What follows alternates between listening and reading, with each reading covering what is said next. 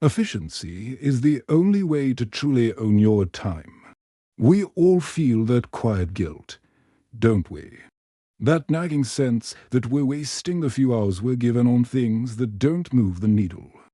I've always admired the giants, the ones who seem to bend reality to their will through sheer, unadulterated output.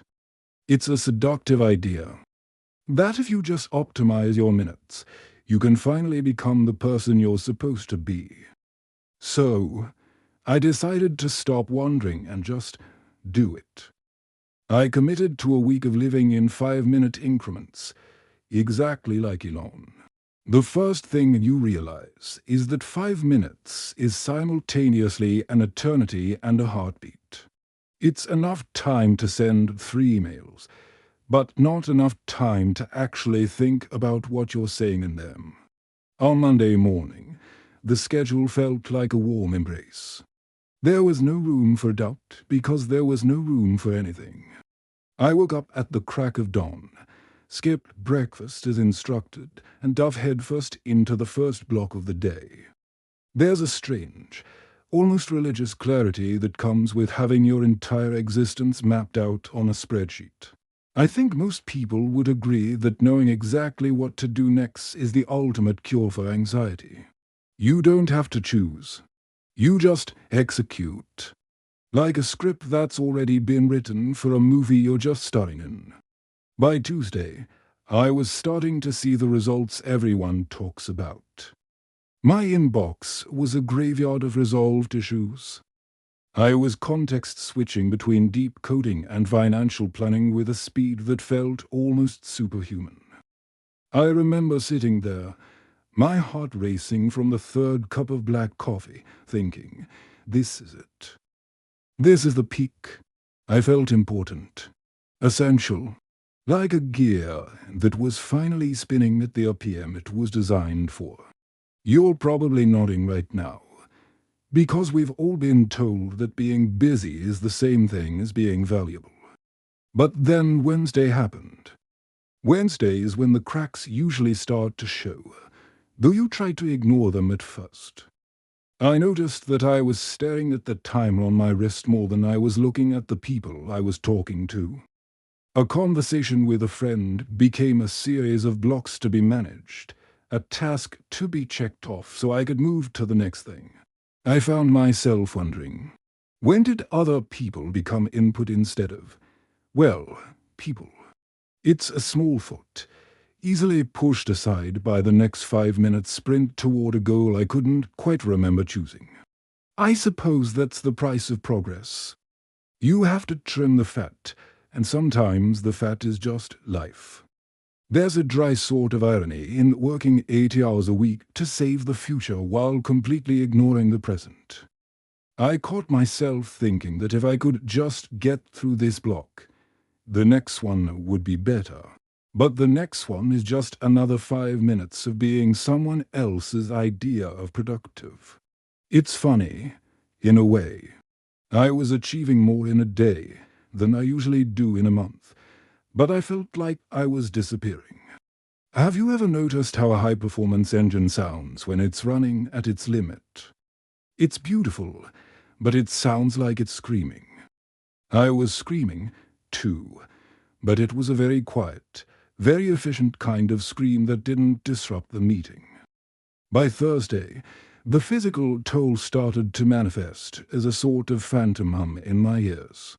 The blue light from the screen started to feel like it was actually burning into my retinas, a permanent tattoo of the internet. I'd look at a sandwich and think about the caloric density versus the time required to chew. It's amazing how much you can do when you stop being a person and start being a processor. I felt like I was winning a race, but I noticed the track was just a circle. A very fast, very well-documented circle. I remember sitting in my chair at 3 a.m., looking at a spreadsheet, and realizing I couldn't remember what color my front door was. It's right there, isn't it? The results. The tangible proof that I am a high-functioning member of society. But I started to wonder if the results were for me, or if I was just the fuel being burned to produce them. If you're still listening, it's probably because you felt that same pressure to turn your life into a factory. We worship the output because we're afraid of the silence that happens when the machines stop. On Friday, I had a 5-minute block label relaxation. I spent the entire time staring at the clock, waiting for it to end. How do you relax when your brain is conditioned to find the shortest path between 2 points? I realized that I had optimized my joy right out of the equation. It wasn't efficient enough. Joy is messy.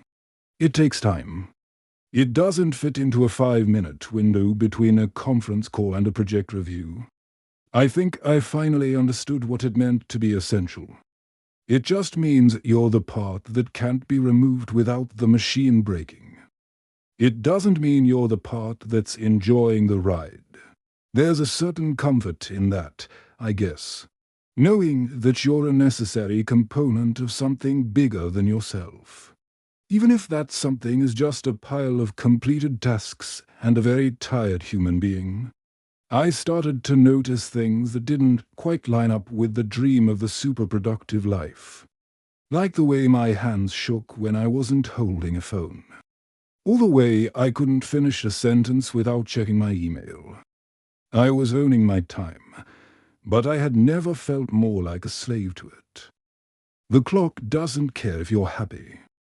It just cares that you're finished. I'd look at the schedule for the next day and feel a wave of something that wasn't quite dread, but felt a lot like gravity. It's the weight of knowing that tomorrow will be exactly as efficient as today, and just as hollow. I suppose I should be proud of what I accomplished during that week. I really did do the work of 10 men. But I can't help but wonder, what happened to the 11th man? The one who used to just sit and watch the rain. He didn't fit in the 5-minute blocks. He was too slow. Too human. So I let him go. I traded him for a series of successful launches and a very impressive to-do list. It's a fair trade, right? That's what we're told. Results require sacrifice. But no one tells you that you're usually the one on the altar. I find myself thinking about the silence again.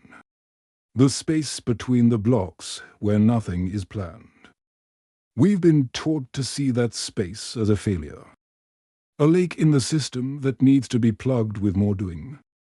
But what if the leak is the only part of the pipe that's actually letting any light in? I'm not sure. I don't have the answer to that. I don't even have a 5-minute block left to think about it. By Saturday night, I was sitting in the dark, my phone finally silent, and I felt nothing.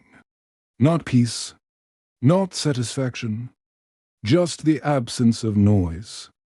I had followed the schedule to the letter. I had lived the life of a billionaire. And all I wanted was to be a person who didn't know what time it was. It's funny how we spend our whole lives trying to get to the top, only to find out the air is too thin to breathe. We look at people like Elon and think they have it all figured out. But maybe they're just the best at ignoring the hunger. Not the hunger for food, but the hunger for, I don't know, something that isn't a deliverable. I've gone back to my old, messy, inefficient life now. I still feel the guilt sometimes. The ghost of the 5-minute timer still vibrates in my mind when I'm doing nothing. But I'm trying to be okay with the nothing. I'm trying to remember that a life isn't a project to be managed. It's just a life. It's supposed to have leaks. It's supposed to be slow. If you've ever tried to be a machine, you might know what I'm talking about. You might have noticed that the more you optimize, the less there is of you left to enjoy the results. It's a strange bargain we make. We give up our days to secure our years, but the years are just made of days. I'm looking at my watch now. I've been talking for a while. I don't know if this was a productive use of my time. I didn't track it in a spreadsheet. Maybe that's the point. Or maybe I'm just getting lazy again. It's hard to tell the difference sometimes between finding yourself and just giving up. But I think I'd rather be a person who fails than a machine that succeeds perfectly every 5 minutes. I'll leave you with that, I suppose. Just a thought to carry around until your next meeting. If you've ever felt like a gear in a machine that doesn't belong to you, you can leave a comment. I'd be curious to hear how you stop the spinning. Or maybe you're still spinning. That's okay, too. Most of us are. Efficiency is the only way to truly own your time. But it's a funny thing. Once you own it all, you realize you have no idea what to do with it. Thank you for listening. I'll see you in the next episode.